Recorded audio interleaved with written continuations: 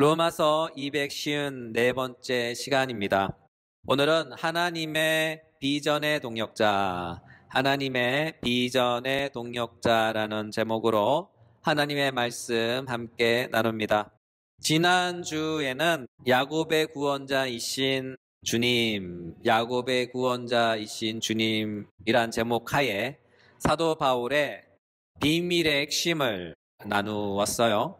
야곱의 구원자이신 주님의 핵심적인 비밀의 요점은 바로 이것이었죠.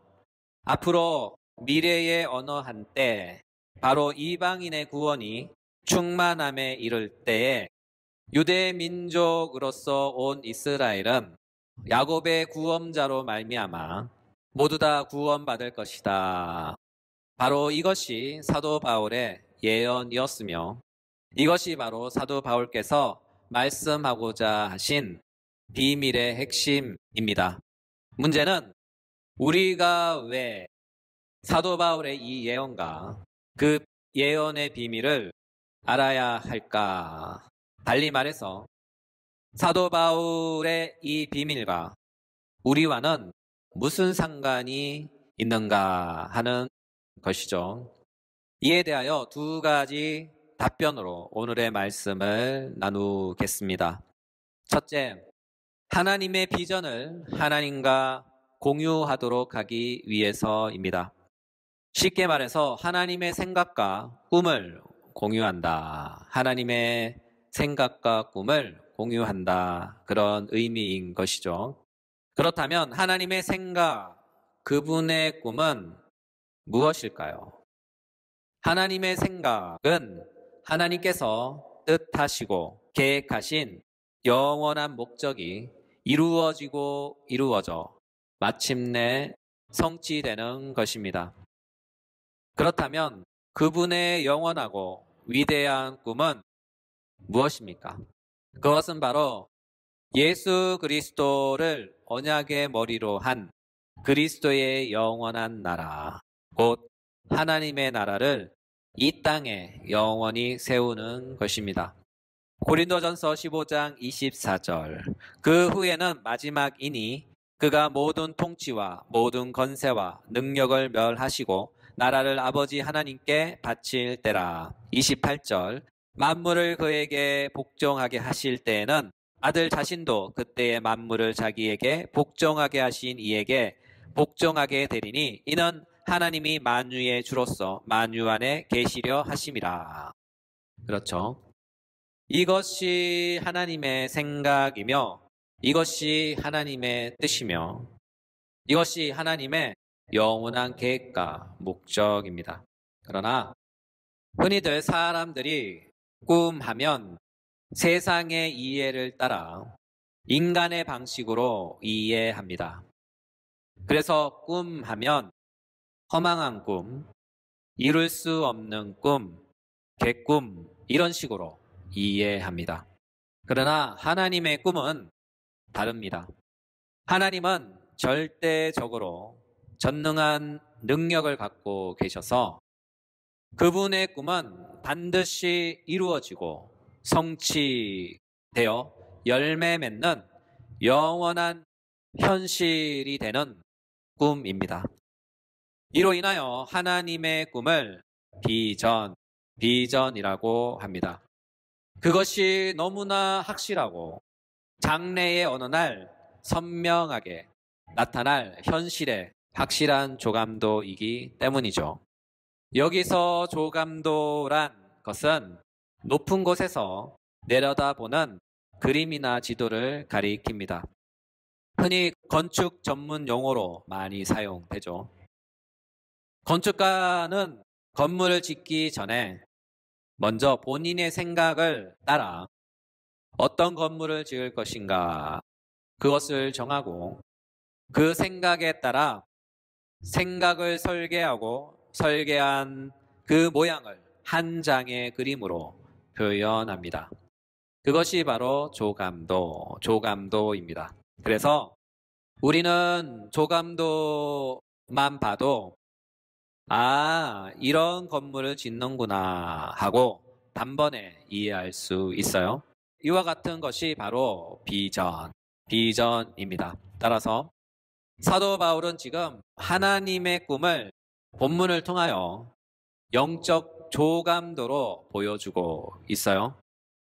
로마서 11장 25절, 27절.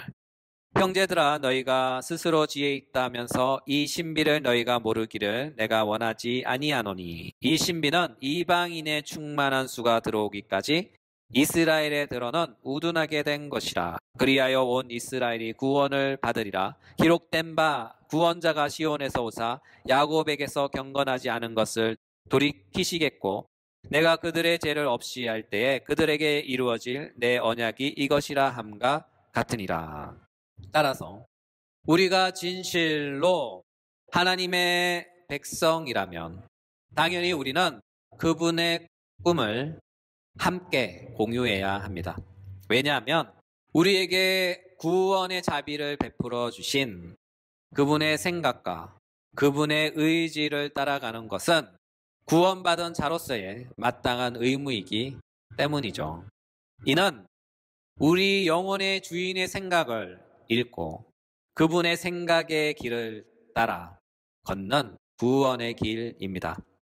이로 인하여 그분의 생각은 나의 생각이 되고 나의 생각은 그분의 모든 생각이 되어야 합니다. 달리 말해서 하나님의 꿈은 나의 꿈이 되고 나의 꿈은 하나님의 모든 꿈입니다. 그러므로 우리는 하나님의 비전을 공유해야 합니다. 우리는 하나님의 영적 조감도를 알고 그분의 비전으로 우리 영혼을 충만히 채워야 합니다. 그분의 생각이 나의 생각이 되고 그분의 꿈이 나의 꿈이 되는 것이죠. 이와 같은 이유로 우리는 사도 바울의 예언을 경건한 마음으로 귀담아 경청해야 합니다. 둘째, 우리가 영적 무지함에 빠지지 않도록 하기 위해서입니다. 로마서 11장 25절 후반절. 이방인의 충만한 수가 들어오기까지 이스라엘에 들어는 우둔하게 된 것이라. 이 본문에서 우둔하게 되다를 주목해 보셔요. 이에 해당하는 헬라어는 프로시스입니다. 본문에서 우둔함, 완악함으로 번역되어 있지만 이 단어의 원래의 뜻은 영적 무지에 가깝습니다. 이와 동일한 개념이 본장에 진술되어 있어요. 로마서 11장 8절에서 혼미한 심령과 보지 못할 눈으로, 10절에서는 흐려보지 못하는 눈으로 진술되어 있습니다. 이와 같은 이유로 우둔함 또는 완악함은 영적 맹목 또는 영적 무지함으로 이해하는 것이 문맥적 바른 이해입니다. 그렇다면 사도 바울은 왜 그들이 영적 우둔함에 빠졌다고 자신 있게 말하고 있습니까? 그 이유는 그들은 아브라함의 후손이며 위대한 영적 지도자 모세로부터 하나님의 말씀을 받아 하나님의 진리의 수호자가 되었지만 그들의 더러는 그 진리의 말씀을 깨닫지 못했기 때문이죠. 달리 말해서 그들은 그들의 메시아를 알아보지 못했고 거절했습니다. 성경에서 그분에 관하여 그림자로, 예표로, 예배의 의식으로 하나님의 진리가 계시되어 있었지만 그들은 영적 무지함에 붙잡혀 영적 우둔함에 사로잡혀 성경의 바른 진리를 보지 못했기에 그들은 진리의 실체이신 예수 그리스도가 그들의 메시아로 세상에 왔을 때 그들은 그를 거절했던 것입니다. 뿐만 아니라 그의 가르침과 그분의 제자들의 가르침까지 모두 다 거절한 것이죠. 이와 같은 이유로 사도 바울은 그들의 우둔한 상태를 가리켜 이렇게 표현했어요. 고린도후서 3장 15절. 오늘까지 모세의 글을 읽을 때 수건이 그 마음을 덮었도다. 수건이 그 마음을 덮었도다. 이것이 이스라엘의 우둔함, 이것이 이스라엘의 완악함, 이것이 그들의 영적 무지함입니다. 그들의 마음은 여전히 수건에 덮여 진리의 말씀을 올바르게 깨닫지 못하는 것이죠. 이와 같은 영적 우둔함이, 영적 완악함이 바로 로마 교회 안에도 있었던 거예요. 그것이 무엇입니까? 사도 바울은 말씀합니다. 로마서 11장 25절 전반절. 형제들아 너희가 스스로 지혜에 있다 하면서, 스스로 지혜에 있다 하면서. 이 본문에서 주목할 문구는 바로 이것이죠. 스스로 지혜에 있다 하면서, 스스로 지혜에 있다 하면서. 여기 지혜에 해당하는 헬라어는 프로니모이입니다. 이는 통찰력 있는, 지각 있는 지혜, 통찰력 있는, 지각 있는 지혜를 뜻합니다. 문제는 이와 같은 지혜가 인간의 이해를 바탕으로 인간의 지적 통찰력에 의존한 지혜라는 것이죠. 쉽게 말해서 이것은 나의 오랜 성경 연구를 통해 얻어 획득한 유일한 진리 체계와 비슷한 거죠. 나만 알고 있고 나만 이해할 수 있는, 다른 사람들은 전혀 모르는 성경 지식과 같은 그런 것입니다. 신비한 지식이고 은밀한 지식입니다. 이와 같은 이유로 그들은 이런 식으로 말을 해요. 지금 너희들이 알고 있는 모든 성경에 대한 지식은 모두 다 엉터리야. 그것은 모두 다 잘못된 해석이야. 내가 성경에 대해 바른 지식을 가르쳐 줄 테니까 나한테 와서 배워봐. 혹은 지금 신학자들, 목사님들은 모두 다 성경을 잘못 가르치고 해석하고 엉터리로 가르치고 있어. 그들은 지금 성경을 왜곡하고 있어. 내가 제대로 된 성경을 가르쳐 줄 테니까 나한테 와서 배워. 라고 말을 하는 것이죠.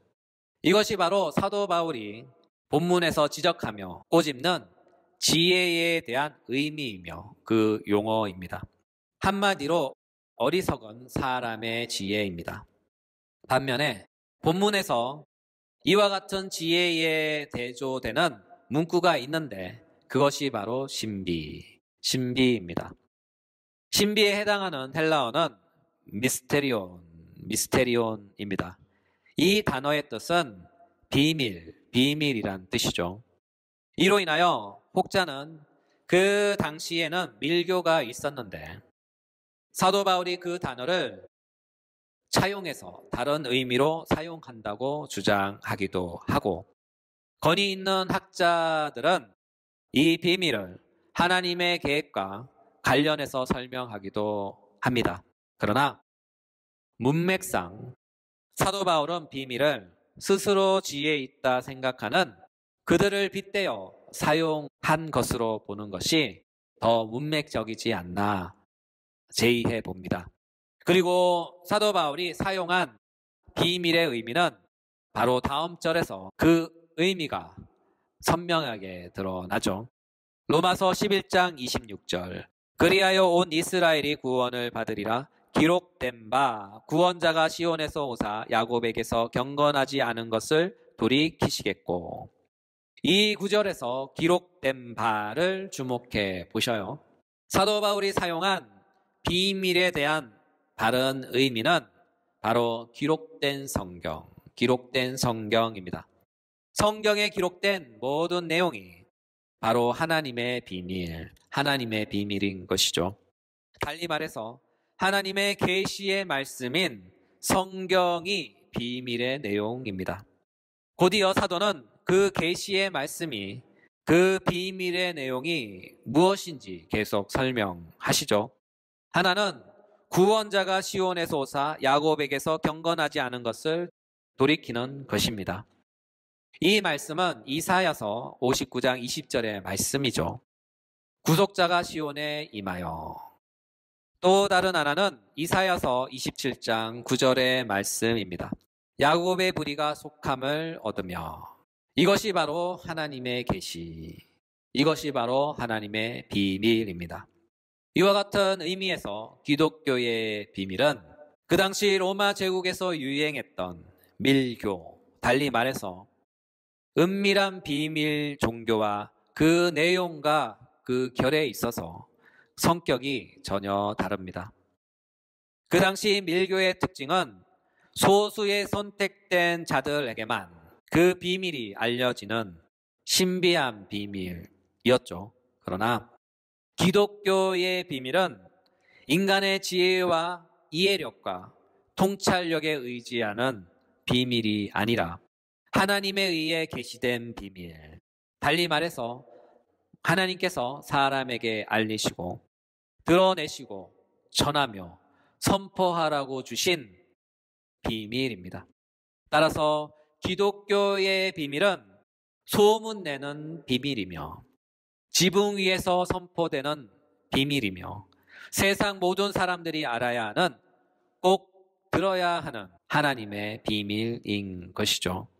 그러므로 로마 성도들은 자신들의 이해와 지적 능력을 통해 성경의 어떤 비밀스러운 지식을 얻었다고 자랑했던 것이죠. 그리고 그것을 경건의 교리로 삼았던 거예요.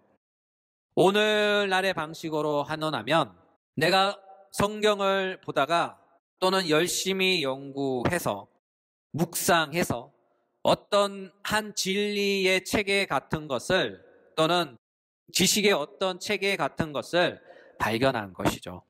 그리고 자신이 발견한 지식의 체계를 따라 성경의 모든 내용을 재구성하는 거예요. 그리고 스스로 대견하게 생각합니다.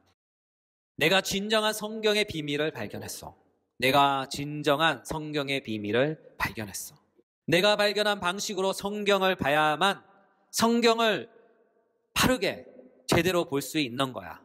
모든 기독교인들이요, 나한테 와서 이 신비한 성경의 비밀을 배워라. 그러면 영생을, 구원을 획득할 것이다 라고 아주 교만하고 위험한 발언을 하는 것이죠. 여러분, 이런 방식으로 성경을 붙잡게 되면 여러분은 교주가 되는 것입니다.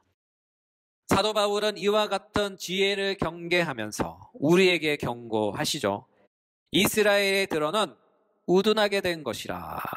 이스라엘의 들어는 완악하게 된 것이라. 이것이 바로 영적 무지, 이것이 바로 영적 맹목입니다. 여러분, 이스라엘 백성들이 왜 망했습니까? 바로 우둔함에, 완악함에 사로잡혔기 때문에 그들은 망한 것이죠. 그들은 우둔함에, 완악함에 빠졌기 때문에 언약의 창감람나무에서 꺾임을 당한 거예요. 이와 같은 이유로 우리도 동일한 유의 잘못에 붙잡힐 수 있습니다. 바로 이스라엘이 빠졌던 영적 맹목, 이스라엘이 빠졌던 영적 무지입니다.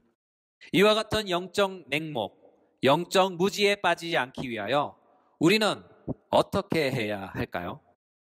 우리는 성경을 성경대로 읽어야 합니다. 성경에는 아주 독특한 생각이나 숨겨진 비밀스러운 내용들은 없습니다. 성경은 단순합니다. 오직 구속사 중심으로 기록되었고 전개됩니다. 무엇이든 하나님께서 구속의 역사를 진행하는 방향을 따라 그 문맥 안에서 성경을 읽으시면 됩니다. 또한 성경은 오직 한 사람에게 모든 시선이 집중되어 있어요. 그 사람이 누구일까요? 바로 예수 그리스도, 예수 그리스도입니다. 구약은 그리스도의 오심을 예비하며 준비하며 소망하는 내용이라면, 신약은 구약에서 예고된 소개된 분께서 바로 이분이시다 하는 내용을 담고 있어요. 그리고 우리가 소개받은 그분이 어떤 분이신가, 또한 그분께서 우리를 위하여 무엇을 하셨는가, 달리 말해서 예수 그리스도의 인격과 예수 그리스도의 사역을 신약 안에서 읽고 배우는 것이죠. 이로 인하여 우리는 성경을 예수 그리스도 중심으로 읽으면 다른 이해를 갖는 것입니다. 이와 같은 이유로 성경은 단순합니다. 또한 성경의 비밀 또한 단순합니다. 여기에 전혀 다른 특별한 은밀한 독특한 다른 비밀은 없어요. 따라서 우리는 성경을 단순하게 봐야 합니다. 우리는 성경을 성경대로 봐야 합니다. 우리는 성경을 성경답게 봐야 합니다. 이것이 바로 하나님께서 우리에게 알리신 비밀, 당신의 이야기입니다. 그러므로 우리가 사도 바울의 비밀에 관하여 알아야 하는 이유는 영적 맹목, 영적 무지에 빠지지 않기 위해서입니다. 오늘의 말씀을 마무리합니다.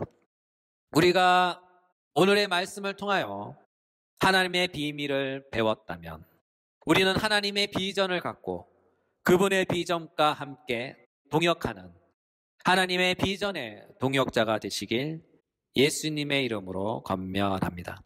또한 우리가 하나님의 비밀을 배웠다면 우리는 성경에 계시된 비밀대로 성경을 믿고 좌로나 우로나 치우치지 않는, 흔들리지 않는 굳건한 믿음의 여정을 걸어가는 주님의 사랑하는 제자들이 되시길 예수님의 이름으로 축복합니다.